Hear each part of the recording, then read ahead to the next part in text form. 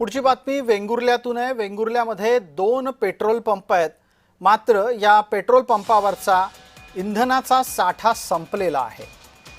Petrol कधी पुन्हा इथे उपलब्ध होईल याबाबत नागरिकांमध्ये संभ्रम निर्माण झाला आहे। याचा आढावा घेत आहेत आमचे सहकारी सुरेश कौलगेकर। आखाती देशातील युद्धाचा परिणाम आहे तो बघितला तर सिंधुदुर्ग जिल्ह्यातही झालेला दिसतोय।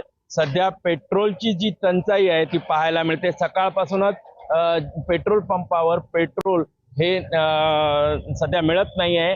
अशा पद्धतीने पेट्रोल संपले आहे असा जो बोर्ड आहे तो लावलेला आहे। त्यामुळे सध्या जे अनेक वाहन चालक येऊन चौकशी करून पुन्हा परतून जाताना पाहायला मिळत आहेत। त्यामुळे आखाती देशात जो सध्या युद्धजन्य स्थिती असल्यामुळे सध्या जो पेट्रोलचा साठा आहे तो कुठेतरी संपलेला पाहायला मिळतोय।